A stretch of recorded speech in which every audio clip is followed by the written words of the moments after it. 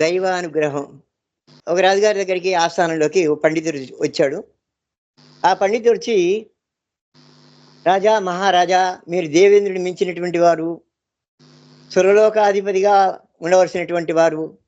చాలా గొప్పగా ఉంది మీ పరిపాలన. అద్భుతంగా ఉందని" అమోఘంగా, విపరీతంగా, హద్దును మించి పొగట్టం మొదలుపెట్టాడు ఆ పండితుడు రాజుగారిని. ఆ రాజుగారు చాలా సంతోషించాడు. ఆహా! నేను నిజంగా ఇంత గొప్పవాడినా, ఇంత గొప్పవాడినా అని సంతోషించి, ఆ పండితుడికి తగినంత ద్రవ్యం, అతను ఊహించనంత ద్రవ్యం ఇచ్చి పంపించాడు. తర్వాత రెండో పండితుడొచ్చాడు. రాజా, దైవానుగ్రహ ప్రాప్తిరస్తు. దైవం యొక్క కృప వల్ల మీరు చల్లగా ఉండాలి. మీ రాజ్యం సుభిక్షంగా ఉండాలి. సస్యశ్యామలంగా ఉండాలి అని దైవానుగ్రహ ప్రాప్తిరస్తు అంటూ ఆశీర్వదించడం మొదలుపెట్టాడు రెండో పండితుడు. ఇదేమిటి, నన్ను పొగడకుండా దైవానుగ్రహ ప్రాప్తిరస్తు అంటాడు వీడు. దైవాన్ని అంటాడు. దైవాన్ని గురించి పొగుడుతున్నాడు గొప్పగా అనేటువంటి ఉద్దేశంతో ఏం చేశాడంటే, రాజుగారు చాలా కొద్ది ద్రవ్యం ఇచ్చి పంపించేశాడు.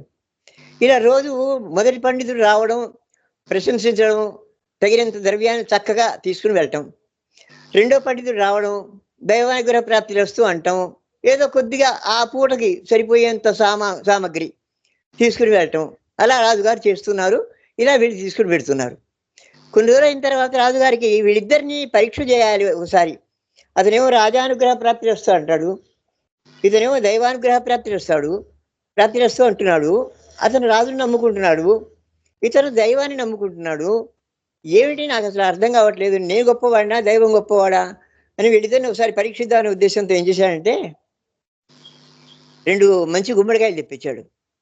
ఒక గుమ్మడికాయలో పైన చిన్న రంధ్రం చేసి, అందులో మణులు, వజ్రాలు, రత్నాలు, వైడూర్యాలు ఇవన్నీ కూడా అందులో పోసేసి, దాన్ని నెమ్మదిగా మూత పెట్టేసి, రాజుగారిని పొగడడానికి వచ్చినటువంటి పండితుడికి ఆ గుమ్మడికాయ ఇచ్చాడు. తర్వాత రెండవ పండితుడు వచ్చిన తర్వాత, రాజా దైవానుగ్రహ ప్రాప్తిరస్తు అన్న తర్వాత, ఆ రెండవ పండితుడికి మామూలు గుమ్మడికాయ ఇచ్చేసి పంపించేశాడు రాజుగారు. పంపించిన తర్వాత ఇంటికి వెళ్ళాడు. ఈ రెండో పండితుడు ఇంటికి వెళ్ళాడు.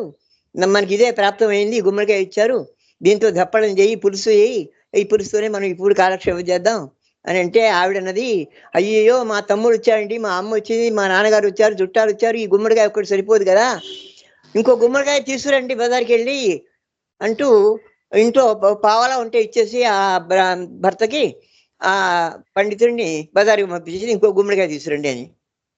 ఈ మొదటి పండితుడు ఏం చేశాడంటే, రోజు ఇచ్చే ద్రవ్యం కంటే మరీ తక్కువ ఇచ్చాడు, ఉట్టి గుమ్మడికాయ ఇచ్చాడు అనే ఉద్దేశంతో నిరాశ చెంది, ఆ మొదటి పండితుడు ఒక దుకాణంలో ఆ గుమ్మడికాయని ₹1కి అమ్మేసి ఆ రూపాయి ఇంటికి వెళ్ళిపోయాడు. సరిగ్గా అదే దుకాణానికి వెళ్ళి అదే గుమ్మడికాయని ఈ రెండో పండితుడు రూపాయి పావలా ఇచ్చి కొన్నాడు. కొన్న తర్వాత ఏమైందంటే, అది తీసుకొచ్చి ఇంటికి ఇచ్చాడు. ఇగో రెండో గుమ్మడికాయ తీసుకొచ్చాను, మరి వండేసే అని చెప్పాడు పండితుడు. చెప్పేటప్పటికి భార్య ఏం చేసిందంటే, రెండో గుమ్మడికాయ తరిగింది. తరిగేటప్పటికి అందులోంచి మణులు, రత్నాలు, వజ్రాలు, వైడూర్యాలు ఇవన్నీ వచ్చేసినాయి ఒక్కసారిగా. ఆశ్చర్యపోయింది. అరే ఎక్కడివండి, ఏమిటండి, ఇదేంటండి, మీరు కొనుక్కొచ్చినటువంటి గుమ్మడికాయలు ఇవన్నీ వస్తున్నాయి, లక్షలు కోట్ల రూపాయలే విలువ చేసేటువంటి వస్తున్నాయి ఏమిటి అని భార్య చెప్పేటప్పటికి, భర్త ఏం చేశాడంటే, అయ్యయ్యో ఇదేదో ఇది మన సొమ్ము కాదు, ఇది ఖచ్చితంగా రాజుగారి చెందినటువంటి సొమ్ము కాబట్టి, అది ఏదైనా ఎక్కడైనా దొరికితే రాజుగారికే తీసుకువెళ్ళి ఇవ్వాలి, కానీ మన ధర్మాన్ని మనం అనుభవించకూడదు ఏమాత్రం కూడా అనేటువంటి ఉద్దేశంతో అతను ఏం చేశాడంటే, నేరుగా అవన్నీ కూడా మూట కట్టుకుని, నువ్వు ఇది వండబోకు, ఉన్నదాంతో సర్దింపు చేసేయని చెప్పేసి నేరుగా వెంటనే రాజుగారి దగ్గరికి వెళ్ళి, మహారాజా, ఇవి నాకు గుమ్మడికాయలు దొరికినాయి. బయట దొరికినటువంటి సొమ్మంతా కూడా భూమి మీద కానీ ఎక్కడైనా దొరికినటువంటి సొమ్ము రాజుగారి ఆస్థానానికే వర్తిస్తుంది, ఖజానాకు వర్తిస్తుంది, కాబట్టి మీరు దయచేసి స్వీకరించండి అని చెప్పేటప్పుడు రాజు ఆశ్చర్యపోయాడు. ఓహో ఇదే ఆ విషయం తెలుసుకున్నాడు, గ్రహించాడు. మొదటి పండితుడి నేను ఇచ్చినటువంటి గుమ్మడికాయ అమ్మేశాడు. ఆ గుమ్మడికాయ నుంచి ఆ గుమ్మడికాయని ఈ పండితుడు కొన్నాడు. కొన్న తర్వాత ఈ మణులు, రత్నాలని వచ్చాయి, అది సంగతి అని గ్రహించి వెంటనే, నిజమయ్యా, నువ్వు దైవానుగ్రహ ప్రాప్తి వస్తున్నావు, దైవాన్ని నమ్ముకున్నావు నాకంటే, ఆ దైవాన్ని నమ్ముకోబట్టే నీకు ఇవన్నీ కూడా లభించినాయి. కాబట్టి ఇవన్నీ నీకే ఇస్తున్నాను బహుమతిగా. నువ్వు నిజాయితీగా, చిత్తశుద్ధితో, విశ్వసనీయతతో తీసుకొచ్చి ఇవన్నీ కూడా నాకు అప్పగించావు కాబట్టి నీ నిజాయితీని నమ్ముతున్నాను. నీవే రోజు ఇక్కడికి వచ్చి నీ యొక్క పాండిత్యంతోటి నాకు సంతోషాన్ని కలిగించు అని చెప్పేసి మొదటి పండితుడిని బహిష్కరించేశాడు.